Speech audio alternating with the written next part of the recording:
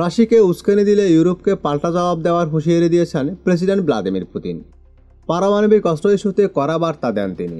একই সঙ্গে ইউক্রেনকে যুক্তরাষ্ট্রের অস্ত্র সহায়তা এবং রাশিয়া প্রসঙ্গে মার্কিন প্রেসিডেন্ট ডোনাল্ড ট্রাম্পের সাম্প্রতিক মন্তব্যেরও সমালোচনা করেন পুতিন।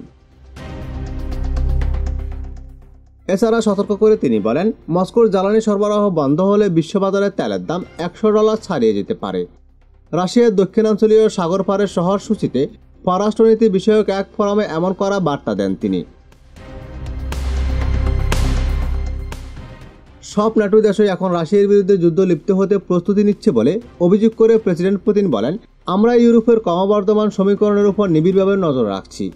আমরা শুনতে পাচ্ছি তারা জার্মানির সেনাবাহিনীকে আবারও ইউরোপের সবচেয়ে শক্তিশালী করতে চাইছে। এসব ঘটনা আমরা উপেক্ষা করতে পারি না। যদি কেউ সামরিক ক্ষেত্রে আমাদের সঙ্গে সহযোগিতা করতে চায় তাহলে আমরা বসে থাকব না।